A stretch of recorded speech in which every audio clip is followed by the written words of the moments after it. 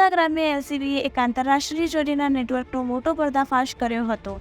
સમગ્ર ભારતભરમાંથી મોબાઈલ ટાવરના ખૂબ જ કિંમતી સામાનની ચોરી કરી દિલ્હી સપ્લાય કરવાનું નેટવર્કનો જિલ્લા એલસીબીએ પર્દાફાશ કર્યો હતો. સાથે જ 1.41 કરોડનો મુદ્દામાલ સાથે 4 આરોપીની ધરપકડ કરવામાં આવી હતી.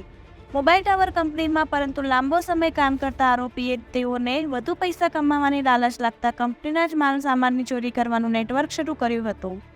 જોકે આ નેટવર્કનો સુરત જિલ્લા એલસીબીએ પર્દાફાશ કર્યો છે. સુરત જિલ્લા એલસીબીએ બાતમીના આધારે કડોદરા કામરેજ રોડ ઉપર આવેલ ઉબેડ ગામની સીમમાંથી 4 જેટલા શખ્સોને ઝડપી પાડ્યા હતા. આ ચારેય શખ્સો પૈકી સુરત પાંડેસરાનો કામિલ રજા અંસારી નામનો ઈસમ પોતાના સાગરીતો સાથે સુરત જિલ્લા તેમજ દેશના વિવિધ રાજ્યોમાં મોબાઈલ ટાવર ઉપરથી કિંમતી પાર્ટ્સની ચોરી કરાવતો હતો અને દિલ્હી ખાતે સપ્લાય કરતો હોવાનું વિગત સામે આવી હતી.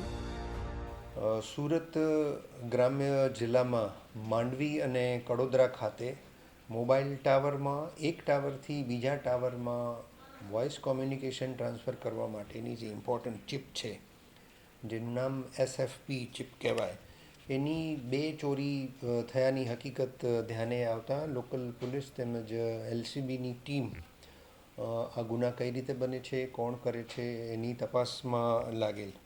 ગુનાવાળી જગ્યાની વિઝિટ કરી અલગ અલગ જગ્યાના ટેકનિકલ અને ઇલેક્ટ્રોનિક એવિડન્સીસ ઉપર ધ્યાન રાખી તેમજ હ્યુમન ઇન્ટેલિજન્સનો પણ ઉપયોગ કરતા સુરત રૂરલ એલસીબીને આ ગુના શોધવામાં સફળતા મળેલ અને એ ગુનામાં જે અંજામ આપનાર જે મુખ્ય આરોપી છે કામિલ રઝા અંસારી, જે પાંડેસરા સુરત શહેરમાં રહે છે અને મૂળ બિહારનો વતની છે, એ પોતાના સાગરીતોના માધ્યમથી આ અલગ અલગ કંપનીના ટાવર, જેમાં એરટેલ, નોકિયા, સિસ્કો એ વગેરેના ટાવરમાંથી સુરત રૂરલના માંડવી, કડોદરા, વડોદરા રૂરલનું વાઘોડિયા તથા પશ્ચિમ કચ્છના મુન્દ્રા વિસ્તારમાંથી 4 જગ્યાએ ચોરી કરેલાની હકીકત મળેલ અને આ ચોરી કરેલ ચિપ એ કુરિયરના માધ્યમથી દિલ્હી બેઠેલા એક આરોપીને અર્જુન પાલ નામના વ્યક્તિને મોકલવાની હકીકત જાણ થતાં એલસીબીની ટીમ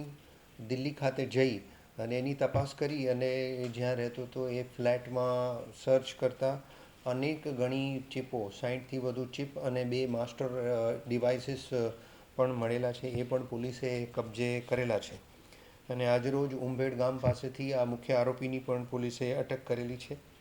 આ સાથે સાથે ભારતભરના અનેક રાજ્યોમાં પણ, જેમ કે મધ્યપ્રદેશમાં ઇન્દોર અને ભોપાલ, મહારાષ્ટ્રમાં મુંબઈ અને સોલાપુર વિસ્તારમાંથી, કલકત્તા, બેંગ્લોર, રાજસ્થાન, હરિયાણા, હિમાચલ પ્રદેશ અને ઉત્તરાખંડમાંથી પણ આ ટાવરની ચિપની ચોરી કરેલ છે.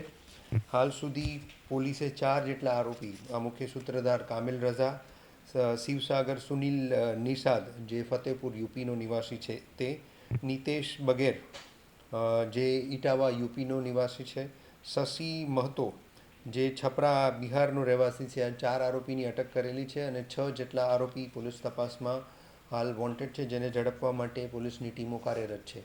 આ ગુનામાં કુલ મુદ્દામાલ જે પકડાયો છે તેની કિંમત 1,41,43,820 જેટલી થવા જાય છે, જેમાં અલગ અલગ સિસ્કો ચિપ્સ, 60થી વધારે, 4થી વધારે મોબાઈલ તથા અન્ય સામગ્રી અને જે A99 ઇન્સ્ટ્રુમેન્ટ, જેની કિંમત 50 લાખથી ઉપર છે, અને સિસ્કો રાઉટર, જેની કિંમત 20 લાખથી ઉપર છે, એ પોલીસે ઝડપી પાડેલ છે. અનેક રાજ્યોમાં અનેક ચોરીઓ કરેલી છે, જેમ અત્યાર સુધી મહારાષ્ટ્રમાં 4 લોકેશન ઉપર, મધ્યપ્રદેશમાં 25થી 30 જગ્યાએ અને રાજસ્થાનમાં 20 જેટલા એસએફપી કાર્ડની ચોરી કરેલી છે. એ સિવાય હરિયાણા, ઉત્તરાખંડ, હિમાચલ, કોલકાતા, તેલંગાણા, બેંગ્લોરમાંથી પણ અલગ અલગ ચોરીઓ કરેલી છે. પોલીસની તપાસમાં જણાયેલ છે કે આ મુખ્ય આરોપી જે છે અને એની સાથે સંકળાયેલા અન્ય સાગરીતો પણ આ બધી ટાવર કંપનીઓમાં ફિલ્ડ વર્કર કે ફિલ્ડ એન્જિનિયર તરીકે કામ કરતા હતા અને એમણે આ ચોરીને અંજામ આપેલ છે. આ ચોરીનો રિસીવર દિલ્હીમાં બેઠેલ અર્જુન પાલ એ મુદ્દામાલ સગે વગે કરે એ પહેલાં જ સુરત રૂરલ એલસીબીએ આ સમગ્ર મુદ્દામાલ 1.5 કરોડ જેટલો થવા જાય છે એની જપ્તી કરી છે અને સંબંધિત સ્ટેટને અત્યારે પોલીસ દ્વારા જાણ કરવામાં આવી રહેલ છે. આ દિલ્હીથી મુદ્દામાલ પહોંચ્યા પછી ત્યાંથી અર્જુન પાલ નામનો ઈસમ યુપીઆઈના માધ્યમથી પૈસા મોકલતો હતો આ અંસારીને અને એ પોતાના સાગરીતોને પૈસા આપતો હતો. આગળની તપાસ સુરત રૂરલ એલસીબી કરી રહેલી છે અને આમાં આરોપી નિતેશને પકડવામાં પશ્ચિમ કચ્છ ભુજ ના ઇન્ચાર્જ એસપી અને એમની ટીમનો પણ ખૂબ સારો સહકાર મળેલ છે. ધન્યવાદ. અર્જુન પાલે કેટલા રૂપિયા અત્યાર સુધી ટ્રાન્સફર કર્યા એવી કોઈ માહિતી મળી છે એલસીબી? એક રફ આઈડિયા છે પણ એની હજી ચોક્કસ તપાસ ચાલુ છે, જેમાં ઘણી બધી વિગતો અલગ અલગ જગ્યાએથી મેળવવાની બાકી છે. અર્જુન પાલ સાહેબ આ ડિવાઇસીસ કોને વેચતો હતો એવું કશું? એ અર્જુન પાલ પકડાશે ત્યારે જ ખબર પડશે, કારણ કે પોલીસ એ ડિવાઇસ વેચી અને સગે વગે કરે એ પહેલાં જ ધરપકડ કરેલી છે અને આ જે મુખ્ય આરોપી જે અંસારી છે એની પણ હજી ફર્ધર ઇન્ટ્રોગેશન ચાલુ છે. એટલે હવે 2 જણની ઇન્ટ્રોગેશન પછી